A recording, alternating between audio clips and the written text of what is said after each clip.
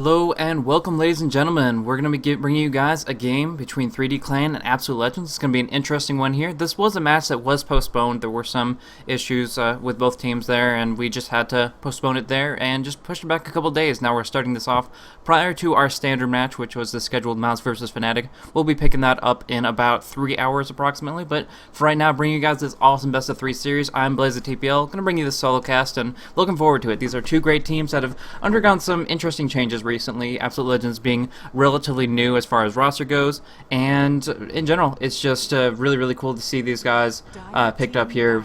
Looking back at 3D Clan and their roster changes recently, they had a couple of individuals that had a bit of an influx of back and forth whether or not they were really up to par with what was expected of them, and in the end, the end result is that 3D Clan has picked up two individuals, Stallianer and Sadoy. Those two were actually individuals that played on XX5 with Nexus, so they're very familiar with him and his very carry-oriented playstyle where he just finds farm all over the place, and they kind of do like a little bit of a 4 distract from 1. So that's at least my familiarity with them as of a couple months ago. They might have shifted a little bit since then, but I'm sure that some old synergies will come back into play here, and it'll be pretty interesting to see. So right now we're going to see Absolute Legends getting the first pick available, and right now Mania is going to be drafting up for Wisp, banning up the Wisp, and also the Magnus being banned out in turn. But let's get on into it. Don't want to hold up too much time there now that we are finally into the banning phase itself. And what we're looking at here is actually, if you guys can see it, on the roster specifically on Absolute Legends, we do have a stand-in here.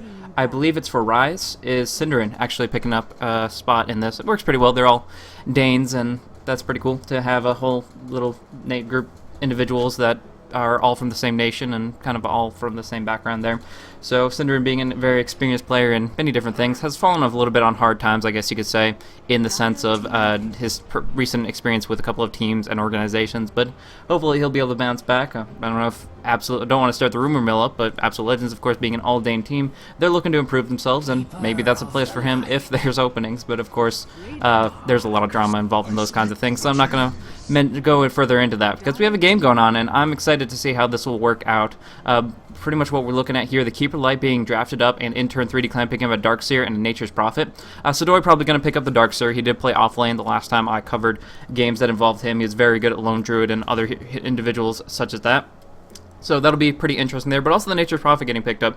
What they're looking to do is not necessarily have really strong lanes, but when they branch out into the early to mid game, have a lot of gank potential, have a lot of mobility with a Surge and a Vacuum to control positioning, and the Nature's Prophet having that global presence really helps out as well. So that'll be pretty interesting right off the bat, and I'm curious to see how they're going to play it out. Most likely they're going to have the Nature's Prophet in the jungle, and just keep him farming away. He could technically take the offlane himself, but I think as far as efficiency goes, Nature's Prophet is just a little bit further ahead of the of the Darkseer, based on the fact that he doesn't have to take damage from those creeps and can just worry about clarity management. But we do see right off the bat, Absolute Legends in turn is going to pick up a Lifestealer, knowing that hero is going to be so instrumental in how these matchups are going to work out nicely. Pretty much Nexus loves to, actually, I'm not sure if that's a stand-in for 3D as well, for the JOTM Medved, I believe that is, so we'll see. But anyways, we see that the lifesteal has been picked up, and that's taken that out of the hands of 3D Clan. They're actually going to be able to dish out a ton of damage, and as long as he picks up an early Quelling Blade, the Nature's Prophet won't have too much disabling utility to throw at him for a long time. They will be able to, of course, surge out of the open wounds, but that's not really that big of a factor unless he's relying on that specifically. But obviously not. They're going for the Rubik. They're going for a little bit of hard disable on top of that, and I think that's a very solid pick. In this case specifically, Rise is generally playing support nowadays, so Cinderin, if he's filling in his role in his shoot specifically, might be looking to pick up that Rubik himself. I'm curious to see. He's actually bounced around a lot, Sind. He's jumped in the mid lane a lot, but recently tried a couple things in carry, and maybe we'll check out his...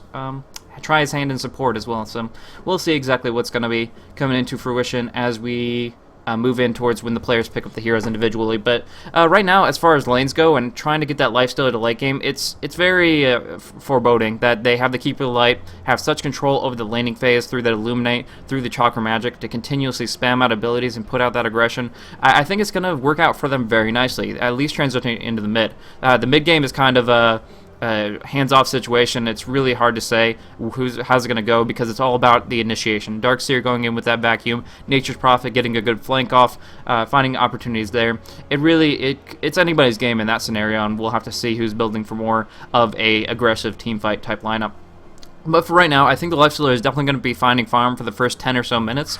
It's just deciding how they're going to proceed after the fact. And 3D Clan very wisely picking up that Shadow Demon. I mean, that's definitely where you want it to work out. And, oh, Miracle of Swedish, cool. Did not check that out. But Shadow Demon is so powerful against the Lifestealer, banning, pretty much making it so that if he uses the Demonic Purge, can slow down the Lifestealer, he can't stay on target, he won't be able to dish out the damage he needs to, and that's pretty much where they want to just kite him around and make sure that, at least for that duration of the ultimate, they don't have to worry about him at all, and can focus on the supports, can focus on damaging down other individuals, so that at least during the Rage, that he's not that big of a threat, and that's good movement there. But it's not the end-all be-all. There's still definitely different ways to work around that, and a lot of that comes down to hard disables. If AL ends up picking up something that can lock the opposition down, Nature's Prophet, Shadow Demon are relatively squishy, and you can definitely dish out a ton of damage to them really, really quickly with relative ease. We do see the Queen of Pain banned out, taking off a hard mid or offlane type individual that can just blinking around, have a lot of room control, dish out a lot of burst magic damage. That's something they don't want to have to deal with. And it implies to me that the Nature's Prophet doesn't intend to go for a utility build. They want the Darkseer to pick up a mech and not have to worry about a pipe for longer periods of time. Because if magic damage, if the Darkseer intended to go for a pipe, then the Queen of Pain wouldn't have been that big of a threat. But it looks like they're going to go for a Darkseer picking up the mechanism and Nature's Prophet going for maybe more like a split push, semi-carry type role. And we'll see how that works out for them.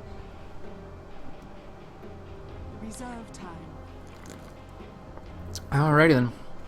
So beyond that, we do see the Gyrocopter banned out, and Absolute Legends actually tapping into the reserve time to decide what they want to take off the board. In this situation, 3D Clan still needs to pick up their primary carry, and most likely a mid, just to control the lanes a little bit better. But Nature's Prophet can actually go on that solo lane, and either on the top or more likely just the middle, and pretty much stay active there. He doesn't have too many great mechanics to control the lane specifically. He's not going to shut down anybody, but he will be able to get some good solid experience and move in with some powerful damage to other lanes, gank very actively, so on and so forth. So we'll see how that's played out, but for the moment they definitely need their carry at the very least, and then they're going to be looking at either a mid or a support.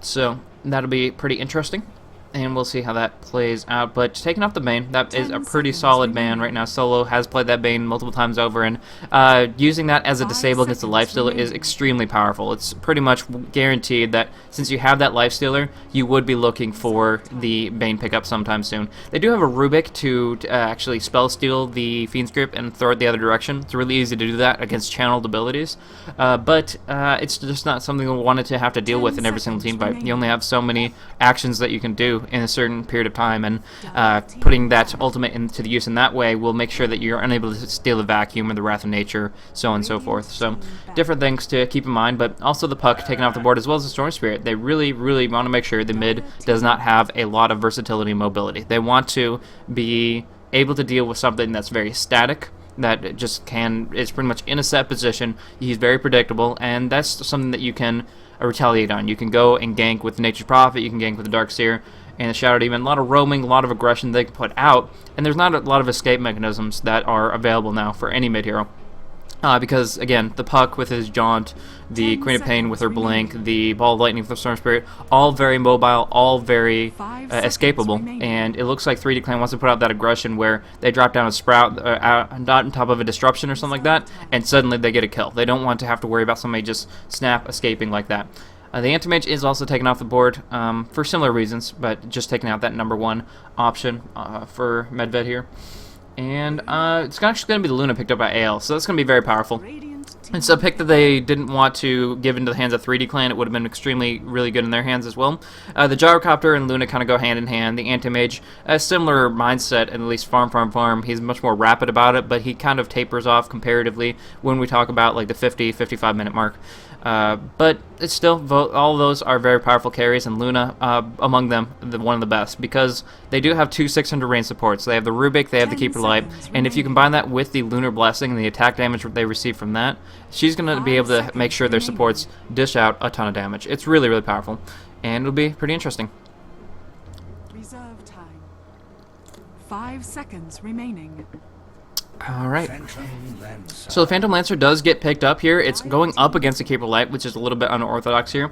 Along with that, the Luna's Moonglaves will actually make sure that she can dish out a lot of damage to make sure those illusions aren't dealing too much. But one thing to keep in mind is they have a Shadow Demon. They can use the Disruption defensively on the Phantom Lancer to make sure that you get a couple extra illusions to pop off that Phantom Edge procs and those Juxtapose procs really quickly and build up that army before you know it. It's pretty much a free Manta style coming out of Shadow Demon with a little bit of delay there, and it's a nice thing for them to be able to pick up.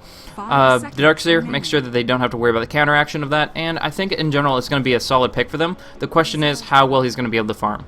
If he's going to be able to get to big items like a Diffuser Blade and a Heart, or if he's just going to have to relegate himself to kind of Yasha and being mobile, being active in teamfights more so than actually in late game carry mode. It'll be pretty interesting. As far as the scalability, with a kind of a dual core of the Lifestealer and the Luna, I think that Absolute Legends still has a good chance for 3D Clan to take on 3D Clan in the late game, as long as they're able to do two things. Control the wall of replica illusions, make sure they don't get out of hand where there's just a billion of them and they're going to have to dish out a ton of damage. And that's going to be through the Illuminate and through the Moonglaves, and a little bit to the Fade Bolt. And from there, the Lifestealer also needs to go for a little bit of AoE mechanics if they can't shut the Phantom Lancer down hard enough. Essentially, if he goes for a Maelstrom or Mjolnir, he'll be golden because he'll be able to dish out a lot of fast attacks, get Feast procs to stay alive, and from there, make sure that the lightning's all bouncing around and shredding up those illusions. That's if they can't control the early game. Right now, they have picked up a Bounty Hunter. That's going to give them a huge momentum swing, and it means that every single kill on the board that they put a track on will give them that much more of an advantage, that much more of a gold comparative value. Even trades are going to be favorable for Absolute Legends here, but with a Clockwork initiation, 3D Clan shows that they're really raring to go for long-range initiation, picking fights that they know they can win in every single circumstance, and you put something as simple as Dust or Sentry Wards on Clockwork, and suddenly you have a fully locked down Bounty Hunter, and Miggle's going to have a hard time actually staying up and actually getting those kills and tracks on the board, so it'll be interesting. Alrighty then, so what individuals are being picked up? Keeper Light is actually going to be played by Synderen, so he's going to be playing Ryze's support role there. Along with that, Mania is picked up by Rubik, Miracle, going to play the Luna. We have Miggle here on the Bounty Hunter, Stalianer on the Clockwork, and Medved is this time around picking up the Phantom Lancer. So as far as I know, that it's not Nexus, that they're standing there as well. But hopefully we'll be able to fill his shoes, which are pretty big shoes. He's one of the better carrier players I've seen, able to find farm where a lot of people would kind of crack under the pressure. But that's just kind of one of the circumstances, and this is a full best-of-3 series, so I'm curious to see how this will start off and who will be up on the right foot, kind of give that psychological advantage of being able to win the first game and just move on with only one or two required to follow up. Either way, this will be pretty interesting. Dread picking up his Shadow Demon, extremely good on that hero individually, and looks like Solo is actually going to pick up the Nature Prophet, so definitely going to be a jungle prophet, and from there Sodoi is going to be running the Darkseer on the top lane. So Phantom Lancer, Shadow Demon down bottom, Stalianer presumably putting the Clockwork in mid, and Sodoi picking up the top Darkseer. So that'll be pretty interesting here, and this is some Russian smileys coming out for those individuals, a little bit of respect there. So that's pretty cool. We do see, again, Sind on the Keeper Light will be going presumably... Well, actually they have dual core, so they have to run aggressive tri-lane. What they're going to do is most likely put Miracle up top, put Unicorn down on bottom in this aggressive try with Rubik and the Keeper Light. But one thing I mentioned already is that Lunar Blessing is so powerful when you have those 600 range supports, so they might just opt to have Miracle down here, have him in the aggressive tri lane, and have Unicorn just trying to farm up top. Not as great in the sense that he's melee versus a Darkseer, but he'll still be able to find his farm, and he has that Stout Shield to sustain. So we'll see what they're opting for here, but it seems like Miracle, it really doesn't want to put too much into big items. Actually, looking at net worth for Miracle, it's 238. He has put a lot of his money into consumables, and I'm curious to see to what end. So buying a Corey, I don't really know. It's really awkward, but yeah, Luna doesn't really have too much for the moment, and I'm not exactly sure what they end up doing with that kind of income, but it looks like, oh, he's got a couple things on the courier. So he does have Ring of Protection as salve. It's just in a safe place for the moment. I'm not sure exactly what the the concept behind leaving those behind is I guess they just wanted to get on the battlefield as fast as possible. But we'll see how this works out. We do see actually a Unicorn coming down bottom, and he's going to be putting pressure out with Cinder and Mania, trying to make sure that the Phantom Lancer is shut down early. Because as I said, this is only a 2.5 lane. Medved and Dread are going to be down here pretty much by themselves while they wait for the Nature's Prophet to get a little bit of farm here and there. Speaking of... Solo's actually up here for the moment. I'm curious if he's going to try to pick up the enemy's jungle just to avoid the pressure that's coming out. Because what a lot of individuals do, and we kind of already see this, is this ward blocking off the pole here. So there's going to be no creeps spawning from the pole camp. And from there, there's going to be a lot more camps available for Nature's Prophet to jungle up in the Dire jungle instead. So that's something to keep an eye on and try to keep tabs on as they move on forward.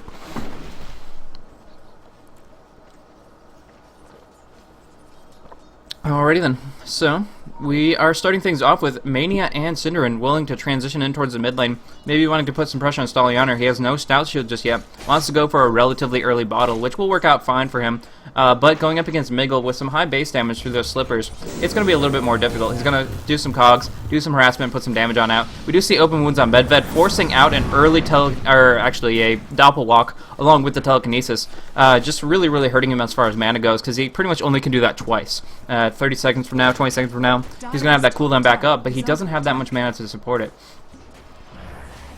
Along with that, he actually is sitting on Dust of Appearance. I'm not exactly sure what the intention behind that is. Essentially, I have absolutely no idea why they would decide Dust would be appropriate. I guess I thought they were up against the Bounty Hunter. They committed to Miggle being down in this bottom lane. They thought they were going to go 2 versus 1 and maybe even get a kill or 2 on the Bounty. And instead, Miggle's going up against Stallianer in mid lane, and they're putting this tri-lane pressure down on bottom. So, interesting mindset going on into it. With a dual core, you generally expect an aggressive tri-lane, but they just didn't have that mindset going on into it, and that's 180 gold. I'm not sure if Medved picked it up himself. No, Dread did give it to him, but nevertheless, it's kind of awkward. We do see TP coming in on Miracle, though. It's Kirby First Blood. Sadoy closing in with that Iron Shell. One last right click, and that is it. Sadoy and Solo coming on together to just bring down Miracle 100%. Just diving underneath the tower. And this is the power of Darkseer. When you have this Stout Shield, have a lot of HP regen to start, what you can do is just creep skip back in this area here and burn down these creeps with no trouble at all, so that Miracle has to tank up the tower. And with just a Ring of Protection, it's easier said than done. It takes a lot of hits, and it's very difficult to work with. And in that sense, with Solo just transitioning on in, that was an easy pickings for them to set them off on the right foot. Stallianer picks up the 2-minute rune, the Invis, but we'll have to see how effectively he can utilize it, since he pretty much just has some long-range builds. The rocket, the cogs are nice, but they're really not going to make or break anything in this position here. So Miggle does have Invis of his own, and although he did miss out on the rune, I don't think he's too off for it. Just takes a little bit of harassment here and there. It's very efficient, but it's not going to be that critical if he's trying to stay alive. Solo here, not much mana available though. Has to be cautious if he wants to put pressure out on the Luna really quickly. We do see a Soul Ring and a Salve coming out for Sadoy, and that's going to be really powerful for him. Sadoy, if he can keep his HP rolling, is going to do a lot, but there's no haste on this courier. One more right click, actually he requires 2, so it's not going to be enough. Oh, he gets it. He gets the last right click. Wow, just barely getting the range on that. It's such a low range hero, 330, but Miracle is fast enough with that 380 movement speed from the Boots of Speed to stay close to it, and getting a courier killed this early is insane. Now, Sadoy trying to get some vengeance, trying to roam on around, but she will tango south. No, Miracle doesn't. Miracle takes a moment, hesitates just a second before tangoing, and instead Solo gets that last right click to seal the deal. We do see the gold graph shifting back in favor of Absolute Legends. They did pick up that kill on the courier, and that is actually a very large impact in the early game gold graph. It gives a lot to just about everyone. And now we do see Dread transitioning over, trying to do some mid pulling here to relatively great effect. Didn't get, unfortunately, the latch on the hard camp here, pulling that to the north, but it's still blocked out half a wave. It'll inevitably push, but it's still less creeps than Miggle would get normally, so that's going to help him out. However, now we do see that there is 1 kill on the Prophet, 1 kill on the Darkseer. That sets him up nicely for high experience. Sadoy already sitting at level 6, and he'll be closing in on level 7, that rank 4 Iron Shell. Big menace in just about a minute or so here. Phase Boots already picked up on Unicorn, not going for a Midas build, wants to put out pressure early, and I don't see anything that can really stop him. PL is really poor as far as farm goes. 3 last hits. They're relying so much on everybody else across the map getting more farm, getting more kills, because this Phantom Lancer is going to be very far behind and take quite a long period before he can actually get off the ground into where he would prefer to be. Now Sadoy just manipulating around, forcing Miracle off the tower. He doesn't want to abandon this for too long, or the creep waves will just clash over and over, gradually just deconstructing it down to dust, and that's just too much gold to give away. They really, really want to keep tabs on this and make sure that they don't lose anything in these situations. We do see Orb of Venom up on the lifesteal. That's going to help him out substantially as far as making sure he can stay on target with those open wounds. The only thing that will really allow anybody to escape from the lifesteal now is that surge. They have to use that surge or fully disable him and push him away with those cogs. So either way, that'll be interesting mindset to go on through. But we do see Illusion Rune picked up by Bounty Hunter. And he's going to be able to just put out a little pressure on the mid lane with that. Again, Stalianer not going for a stout shield build, so he will take some hits here and there. But he has his level 6. That's what he's been looking for. And now he has quite a bit of range of initiation. This thing can go very, very far, very quickly, and pull somebody out of position pretty hardcore. It's a really, really good mechanic for splitting apart team fights and just making sure that you have the upper hand. You engage appropriately, you vacuum them out of one position, then use the cogs to split them up so that they don't have any real team fight. We do see a flank coming in on Sadoy, the Lucent Beam. Miguel wanted a little bit a piece of that, but even with track, he knew he can close the distance, and that's not going to be what he needs to stay on target.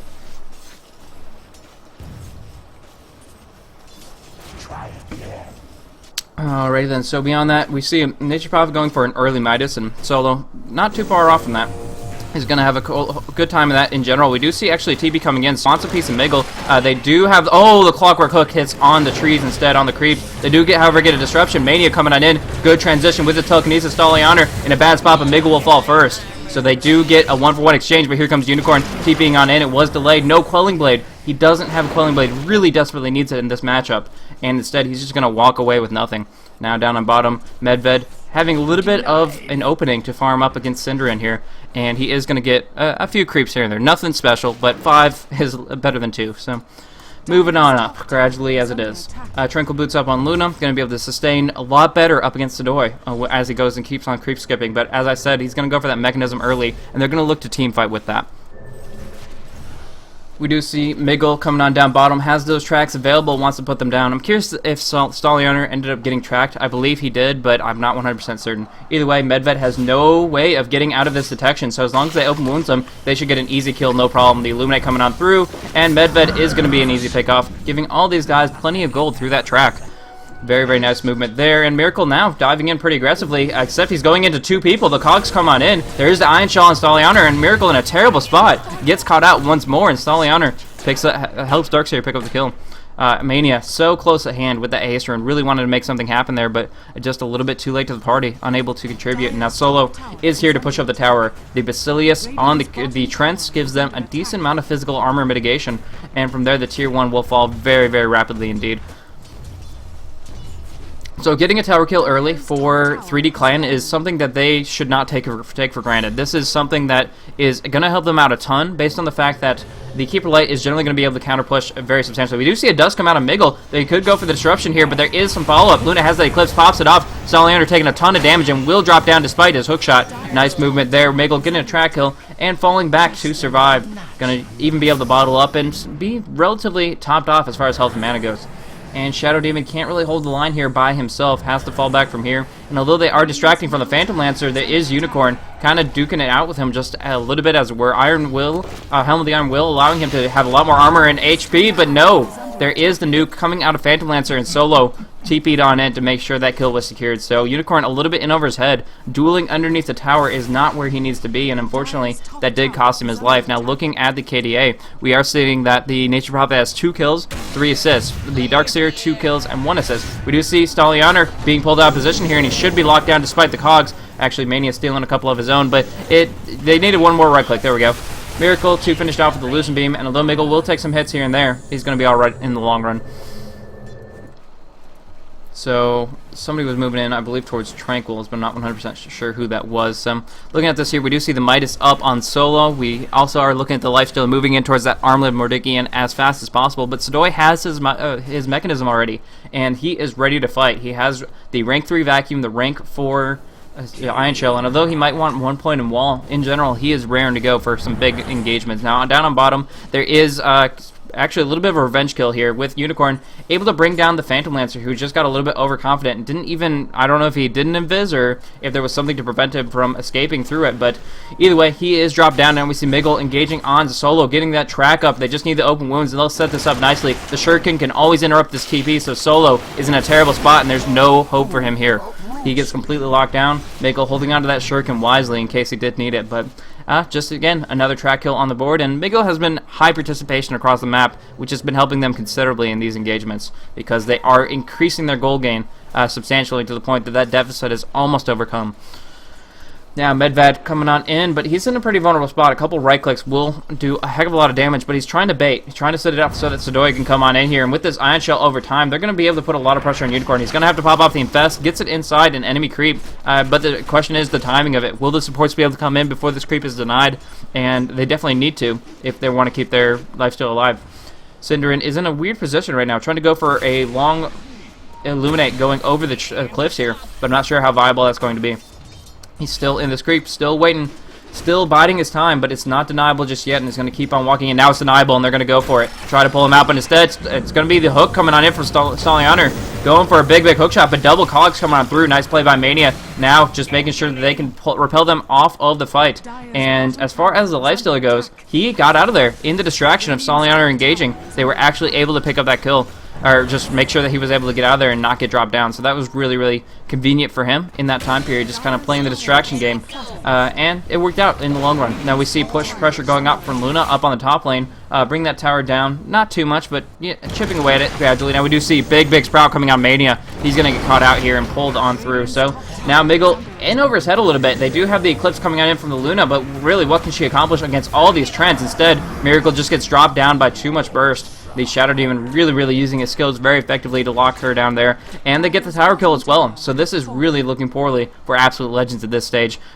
These 2 or 3 kills that have happened most recently have set them back extremely far, because if you look at the net worth, we see that the Luna is only at 3k. The Lifestealer not far above that at 4. So although they are carries and they have tons of potential with that gold to use it very effectively, nice cogs by the way. I don't think they have any detection just yet, but they do have the ways to just try and trap them in there and try to do some damage over time. Either way, what I was saying is that although they have these carries, which will be able to scale and use that gold very effectively, for right now they're not getting much out of it. The Luna is not going to be very durable quickly. Might even be going for just a BKB rush, so Miracle can stay in the fight despite all the damage that's coming out every odd direction. But it's still difficult because even if you get a BKB, you're going to be trapped inside the cogs more often than not if Stalianer is on point. And from there, it's going to be difficult to actually be able to dish out the damage you want to without just being locked down 100%. Because that cage is just very difficult to deal with. There's no force staffs or anything coming online for a very long time. And I think 3D Clan, with the right initiation, can still deal with a BKB Luna just as effectively. And we do see attempt for Nature's Prophet to come on in, but he just keeps canceling it on out. Doesn't find the opportunity just yet. He does actually come on through, but just to push, knowing that Mania has a little bit of Fade Bolt here and there, but not really too concerned about really the pressure that's going to be put out one way or another. So, although they are reducing damage down to about 8 hits apiece, Mega's just going to track things up and try to control the line here. They want to go for the deny, but Rubik is being pretty much area denial by Stalianer, pulling in Cinder, and he's going to get locked down, and now they're going to look to actually finish off the pressure on this mid. Unicorn wants to get some hits in, finally gets that Quelling Blade to go active onto Solo, but he gets surged away, and Eclipse is popped off, but to no avail, no damage coming on out. There is a surge steal, but really what can they accomplish with that? They are trying to stay on top of things, but 3D Clan is just really good at disengaging these fights right when they want to. With the surges, with the sprouts, everything they need to be able to pull themselves out of a bad spot and then re-engage when they're ready with the cooldowns available. It's making it so that they can stay on top of these, and actually, there we go, they're controlling the engagement, going with big damage coming onto Miggle, and he's going to get dropped immediately. Stalianer in a little bit of a bad spot, but I think he'll be able to pull on out of here. Unicorn, nice defensive disruption, but simultaneous with the surge means Stalianer only has a few seconds left to get on out there. Infest hitting on a lot, but Unicorn's pretty much by himself right here, getting right click like crazy, vacuum back in, too much damage coming out, and Unicorn's going to fall as well. Mania trying to save him, but now there's really not too much to accomplish here, surging out of the Lance, and he's just going to have to run for the hills himself, and this tier 1 tower falls again. Look at all the tower kills. They just keep on every single time. They're constantly pressuring it, using the Nature's Prophet, using the push potential of that Ion Shell, of the Call of Nature. It's just too much coming out, and the towers are falling by the wayside. All tier 1s down. They're going to look to put pressure on the tier 2s and start warding up aggressively. We already see that here with this observer ward. If you look at the Radiant Vision, they have good understanding of somebody farming here. They have anybody moving into the west. I have really, really good understanding of the enemy's positioning in this, and they're going to make that even more substantial later on. So we do see Mechanism up, moving in towards a long-term Pipe of Insight. Not for a while, but it'll eventually come on out there.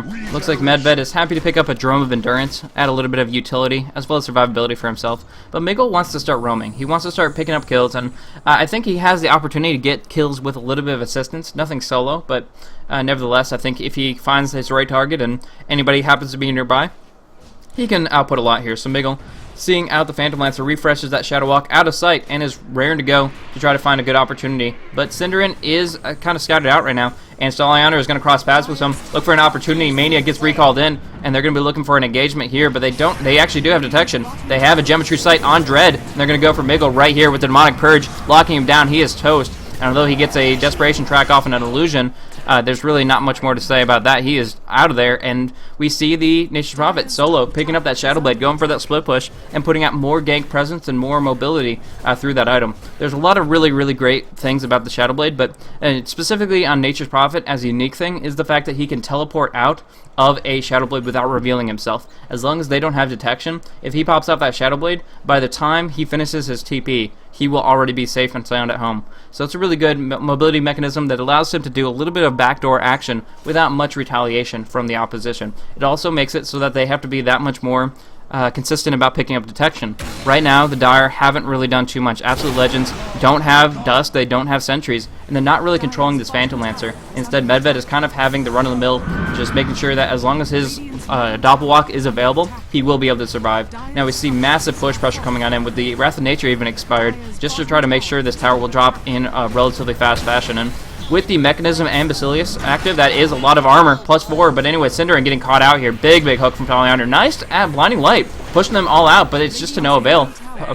Vacuum out of the cogs, doing too much damage, and they take the tier 2 as well. Teleporting back up top is Solo, pushing away Unicorn for the moment. Actually gets a Sprout off. Quelling Blade on through, no problem there. Back in mid, there is the steal from Miguel on Rocket Flare, which will accomplish something, but not too much.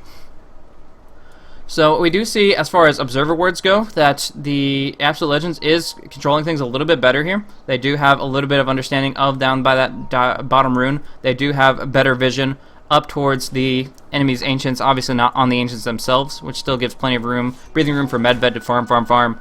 But he's not really in hard carry farm mode. He's not going for just a straight up like Diffusal Blade, Boots of Travels, all over the place active. They are getting some D wards and stuff, but he's mostly focusing on the fight, making sure he has mana to spam out those lances, Tranquils to keep his HP up, and Drum to just stay in the fight, dish out a lot of damage, and provide some nice attack speed.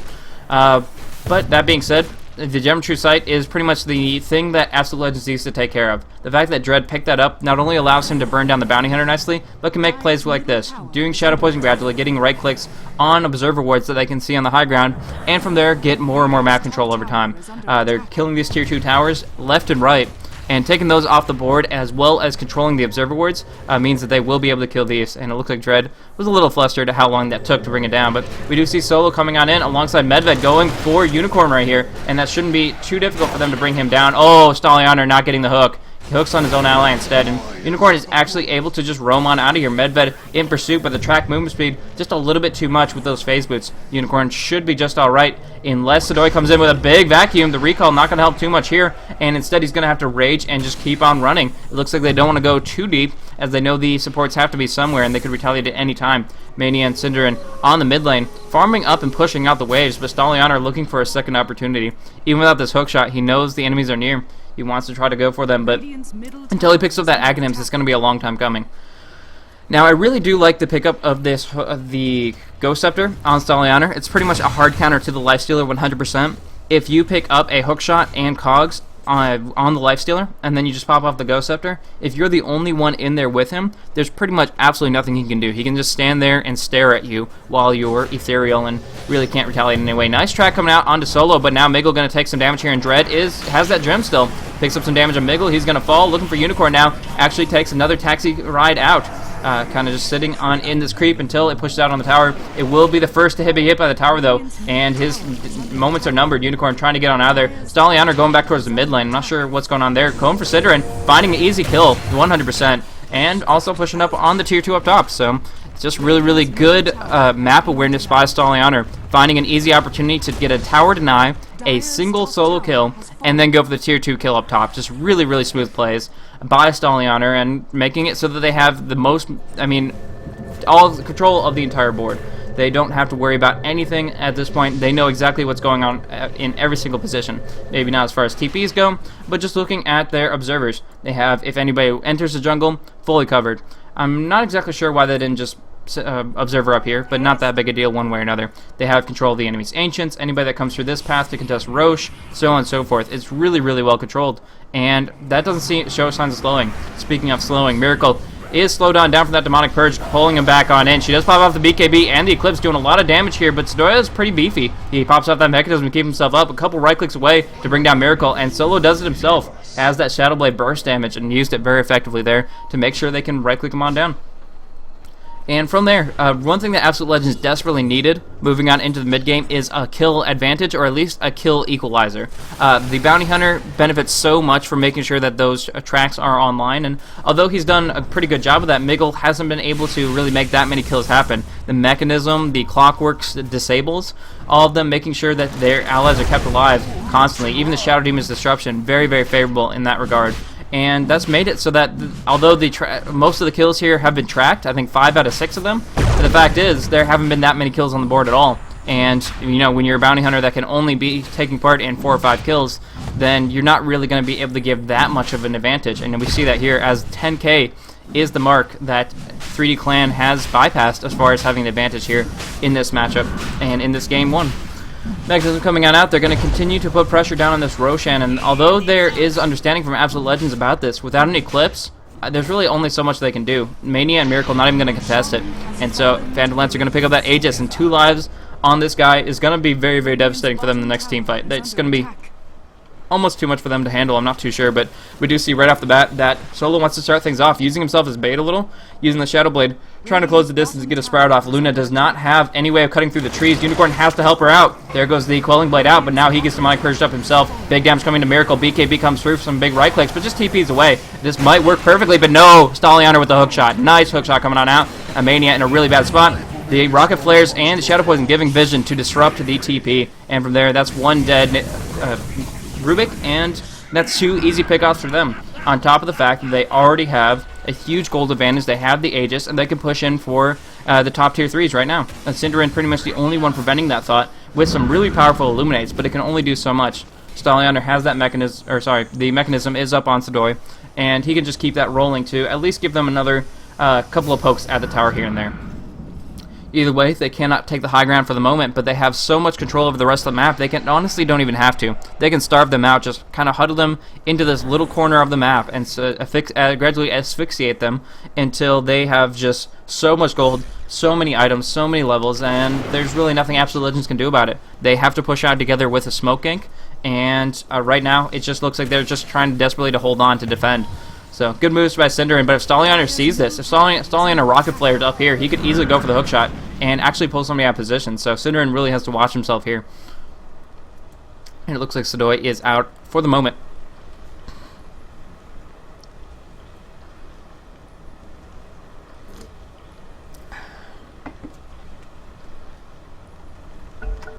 Double checking out things. But yeah, this is pretty interesting, and we'll see these guys finishing things up in a little bit here. A little bit of damage going across, and I think this Clockwork's Ags will be coming at a relatively good time. 1,300 more gold, and he'll be having that on up, and it'll be really helping him to keep the initiation rolling. They've already have such momentum, just such a steamroll advantage, and moving that forward, I don't think there's really too much that can stop them here unless Absolute Legends plays perfectly. They have to get the biggest Rubik steals. Mania has to be able to pull something out beautifully with some gigantic vacuum, maybe into the enemy's cogs, and kind of pull them out of position so that they can just be fodder for a Keeper Lights Illuminate and then a Blinding Light subsequently. We do see a nice pickoff here. Stalianer in a really bad spot. Shouldn't be able to get on out. Now the Lucent Beam to finish it off, and they do actually get a solo kill here with the track up as well, but I mean, that's going to be a short-lived in appreciation of that, because Phantom Lancer has been farming away. He's moving in towards bigger and better items very, very quickly.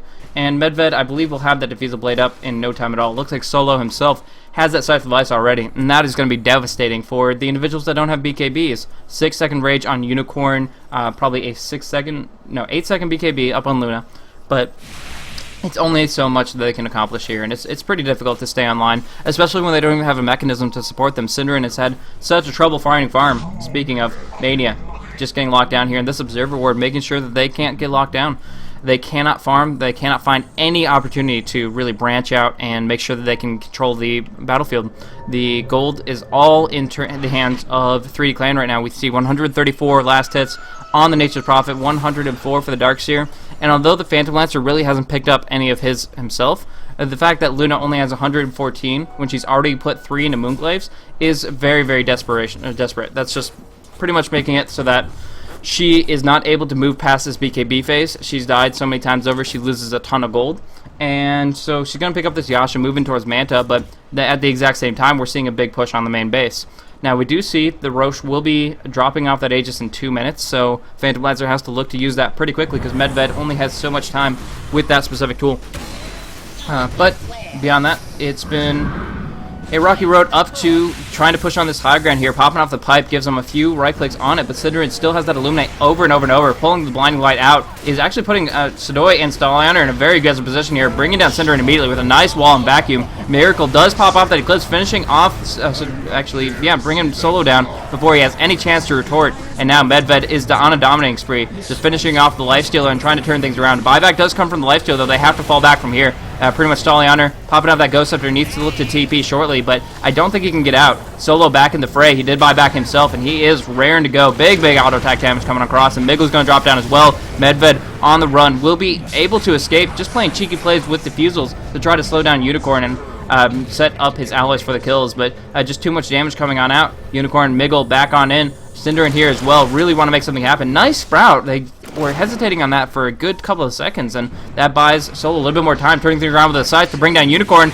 No Rage there, no Armlet either, and now Miracle is pretty much standing alone here, up against so many different people. Instead gets diffused up, he's going to get locked down, and Synderen, the last man to run for his life, but Medved's too quick, surged up, going to be able to lance him down, and Synderen will fall as well. That is just pretty much a full team wipe a couple times over, with this Bounty Hunter getting dropped down in mid lane with a nice hook from Stalianer. Wow. This has been,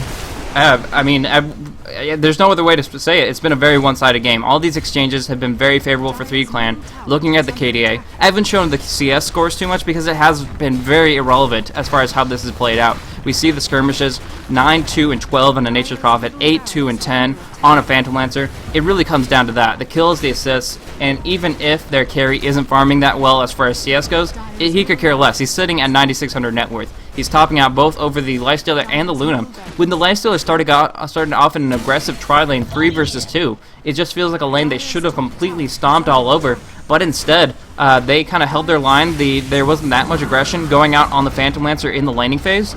And meanwhile, up on top, Luna got picked off over and over and over again. Stalianer in the middle of things, trying to pop off a big cogs, but instead pushes everybody just a little bit further away. Disruptioned up, that's a little bit weird. But anyways, Unicorn taking a lot of damage, and Medved's going to be helping Nature's Prophet finish that off. Nice wall vacuum. Going to be able to pull a Miracle, finish him off, and just looking for more. They have the towers, the racks, everything is pretty much theirs. They're just completely just dropping down a flag and staking their claim over this base, because 3D Clan taking this one by storm. So we see the mid have fallen already, and we do see actually a hookshot steal coming out of Mania. Interesting little play. They're trying to bring down Dread, but even the Shuriken, not enough. 100 HP still available there. Mania gets dropped down, and now looking for Miggle. They're not going to find him. He's kind of zooming around as far away as possible, looking for maybe a side pickoff on Dread, but the Earnest Shadows keeping him so sustained that's a poor thought indeed, and instead they go, good game to go next, and again, this is a best of 3 series, so this game 1 went 100% in favor of 3D Clan, but that does not mean that Absolute Legends is out just yet. They need to bounce back a little bit more. They need to actually get back into the fray and take control of the game a little bit more. This time they had a Bounty Hunter and really didn't utilize the track because they didn't get that many kills on the board, and that was a big dramatic aspect of things. As you can see, all this is green, very, very little red. They had a few kills here and there, starting at around 7 minutes, going on into maybe 11. But after those exchanges, after those blow for blows that they were trading off, they really didn't have a single kill for another 10-minute spree. It was just 3D Clan going for pickoffs, finding them out, using great observer wards to initiate the fights they wanted to, and using great tools like the cogs, the defensive disruption, and the Nature's Prophet Sprout, just really controlling the battlefield, shaping it to their whim so that they could make sure there was no way to disengage. Sorry about that, guys. But yeah, no, that was really well played on their part, and the 3D Clan is going to take that. So nice movement from them, and although Synderen played a pretty cool game picking up that mechanism and such, it just wasn't their game in general. So Sodoy and Stalianer starting off on the right foot. We'll see how they fare in the next game. Game 2, we'll see if the equalizer comes out, so putting the score 1-1, or if it's going to be a 2-0 shutout in favor of 3D Clan. Thank you guys for tuning in. This has been Blaze of the Premier League, and we'll go on to the next game in just a minute.